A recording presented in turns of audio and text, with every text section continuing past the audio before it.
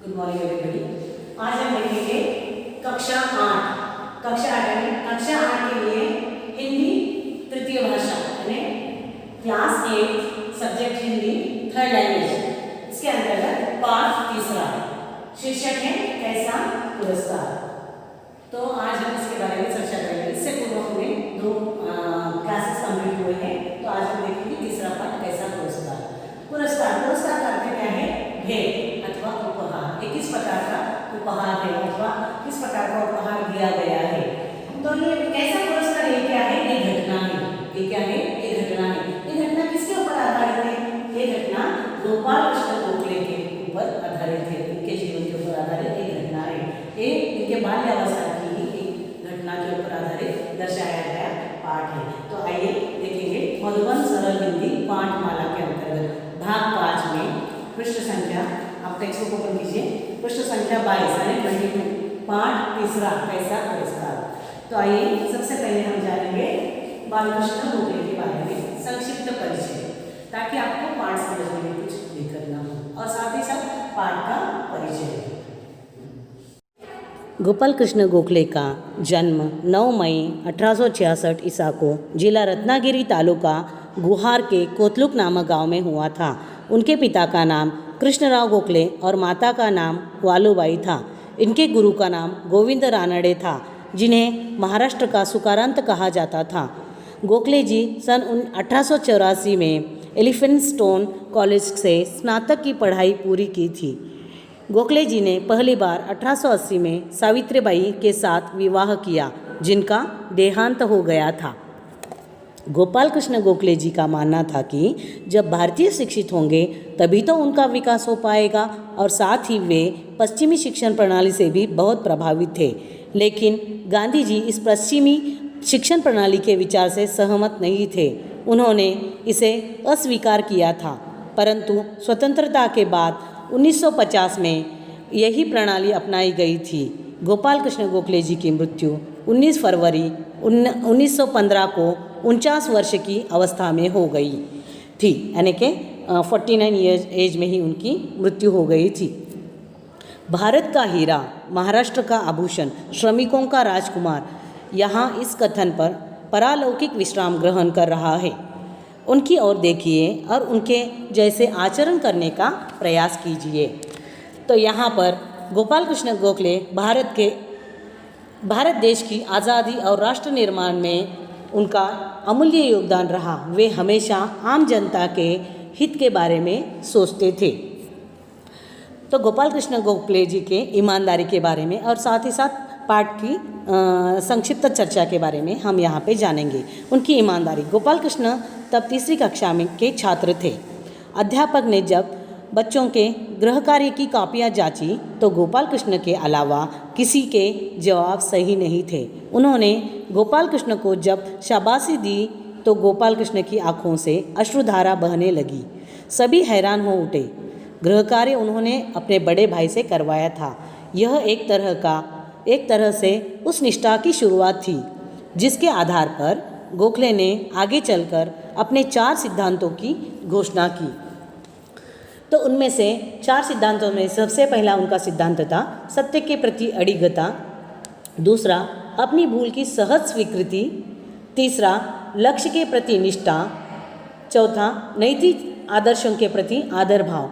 तो यह सुनकर उनके अध्यापक ने कहा, यह यानी गोपाल कृष्ण गोखले आगे चलकर स्वतंत्र सेनानी के रूप में उन्होंने देश में एक अमिट छाप छोड़ दी। तो ठीक है, अब हम देखेंगे पाठ। अध्यापक जी गणित का सवाल समझा रहे थे। गोपाल कृष्ण बड़े ध्यान से सुन रहा था। छुट्टी होने वाली थी, बच्चे घर जाने की जल्दी में थे, इसीलिए उनका ध्यान सवालों की तरफ नहीं था। तभी अध्यापक जी ने ये 10 प्रश्न गृह कार्य के लिए हैं। मैं सोमवार को सबकी कापियाँ देखूंगा, सब सही हल करके लाना। देखिए, तो ये कहाँ का दृश्य दिखाया गया है? ये गोपाल कृष्ण के बाल्य के ऊपर एक घटना आधारित है। तो वहाँ पे कक्षा में कौन सी क्लास चल रही थी? गणित की क्लास चल रही थी, और जो अध्यापक है गणित का विषय समझा रहे थे। तो उसी के साथ साथ गोपाल क्या कर रहा था? बहुत ही ध्यान से सुन रहा था और छुट्टी भी होने वाली थी, यानी कि क्लास छूटने वाले थे। उसी वक्त सभी बच्चे घर जाने की जल्दी में रहते। जिस प्रकार आप जब लास्ट पीरियड हो तो आप घर जाने के लिए आतुर रहते हैं। जब शिक्षक अथवा अध्यापक कुछ कक्षा में बोल रहा हो तो आधा ध्यान कहाँ रहता है, घर जाने की तरफ आतुर होता है। उसी प्रकार सभी लोग जल्दी में थे और घर जाने के लिए आतुर थे। और उसी समय गणित के अध्यापक जी ने तो 10 सवाल समझाए थे और उसी के साथ साथ उन्होंने गृह कार्य भी दिया था। तो गृह कार्य के लिए कितने प्रश्न दिए गए थे? 10 प्रश्न दिए गए थे। और क्या करने वाले थे? सोमवार को उनकी सबकी कापियाँ ने नोटबुक देखने वाले थे। और ये सब प्रश्न उन्होंने इसके लिए गृह कार्य का आता है होमवर्क, यानी घर में दिया गया काम, उसको कहा जाता है गृह कार्य। गृह कार्य के लिए अध्यापक जी ने 10 प्रश्न दिए थे और उस सबको हल यानी कि सॉल्व करके लाने के लिए कहा था। और वो कब देखने वाले सभी की कापियाँ नोटबुक सोमवार को देखने वाले थे। तो आइए अगले अनुच्छेद में देखेंगे। गोपाल घर पहुंचा, खाना खाया और गृह कार्य करने बैठ गया। उसने जल्दी ही 8 प्रश्न हल कर दिए। 8 प्रश्न हल कर लिए। देखिए, जैसे ही घर गया गोपाल, उसने खाना खा लिया और गृह कार्य यानी होमवर्क करने के लिए बैठ गया। उसने जल्दी ही 8 प्रश्न हल किए, यानी कि 10 प्रश्न जो अध्यापक जी ने दिए थे उसमें से उसने 8 प्रश्न पूरे सॉल्व कर दिए। और 90 प्रश्न में कुछ अधिक समय लगा और 10वां तो निकला ही नहीं। देखिए, 8 प्रश्न बहुत ईजी तरीके से उसने उसको सॉल्व कर दिया, यानी हल कर दिया। और 9वां प्रश्न के लिए उसको बहुत दिक्कत होने लगी और 10वां प्रश्न तो आया ही नहीं सॉल्व करने के लिए। गोपाल ने बहुत कोशिश की, फिर हार कर उसे छोड़ दिया। उसने सोचा यह प्रश्न अध्यापक जी से ही समझ लूँगा। तो देखिए, जब उसने कोशिश तो की, हार नहीं मानी गोपाल ने, तो उसने क्या किया, 9 प्रश्नों के ऊपर अटक गया। कितनी भी कोशिश की, 9वां और 10वां, लेकिन उसको हल करने के लिए हुआ ही नहीं। तो उसने सोच लिया मन ही में, क्यों मैं कल जाके अध्यापक जी से ही यह पूछूं। अगले अनुच्छेद देखेंगे। दूसरे दिन रविवार था, शनिवार को दिया था गृह कार्य, उसने घर जाके ही गोपाल ने कर दिया था। लेकिन उसके उपरांत यानी कि दूसरे दिन रविवार था। तो देखिए, गोपाल के चचेरे भाई उसके घर आए। चचेरे यानी उसके कजिन ब्रदर, उनके गोपाल के कजिन ब्रदर उनके घर आए। वे बड़ी कक्षा में पढ़ते थे। गोपाल ने उनसे प्रश्न समझाने को कहा। भाई ने तुरंत उसे हल कर दिया। गोपाल ने कॉपी पर उतार दिया, पर समझा नहीं, क्योंकि भाई के पास समझाने का समय न था। देखिए, उनके भाई जो थे उनसे भी ऊपर की वाली कक्षा में थे। गोपाल कृष्ण गोखले तीसरी कक्षा में पढ़ रहे थे, तो उनके भी बड़े भाई थोड़े उससे भी ज़्यादा हम दर्शाए तो नहीं गए, लेकिन उनसे भी ऊपर वाली कक्षा में पढ़ रहे थे। इसलिए उन्होंने इजी से यानी कि बहुत ही सरलता से प्रश्नों को हल तो कर दिया, लेकिन वह उन्हें समझाने में असमर्थ रहे। समझा सकते थे, किंतु टाइम समय अवकाश कम होने के कारण, समय कम होने के कारण वह समझा भी न सके और गोपाल कृष्ण समझ भी न सके। उत्तर तो उन्होंने लिख दिया, हल तो कर दिया, किंतु वह खुद समझ न सके। अगले बार में देखेंगे। सोमवार को अध्यापक जी ने सबसे पूछा कि कौन कौन प्रश्न करके लाया है। कापियाँ देखी, केवल गोपाल ने ही अपना हाथ उठाया। देखिए, जैसे सोमवार को पाठशाला गए तो सभी ने अपनी अपनी कापियाँ निकालने के लिए अध्यापक जी ने कहा, तो किसी ने भी हाथ नहीं उठाया, केवल गोपाल ने ही हाथ उठाया। उसने सब सवाल किए थे, गोपाल ने जो सब सवाल हल किए थे और सभी ठीक थे और सभी सही भी थे। अध्यापक जी बहुत प्रसन्न हुए, प्रसन्न यानी खुश हुए।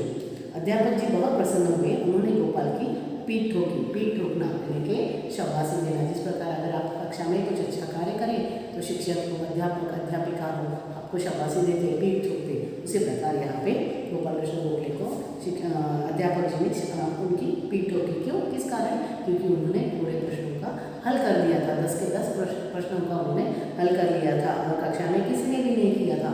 इस कारण अध्यापक जी ने गोपाल कृष्ण गोखले की पीठ ठोकी। गोपाल के लिए सब तालियां बजाए। गोपाल यह लोग अपना पुरस्कार। देखिए, जैसे ही सभी प्रश्न हल किए तो अध्यापक जी ने तो पीठ तो ठोकी और साथ ही साथ सभी बच्चे भी तालियां बजाने लगे। किंतु गोपाल कृष्ण था, मन ही मन उसका कचोड़ रहा था। किस कारण कचोड़ रहा था, क्यों कचोड़ रहा था, ये हम आगे देखेंगे। लेकिन उसके उपरांत तुरंत बाद उनके अध्यापक जी ने उनको कहा कि यह लो पुरस्कार।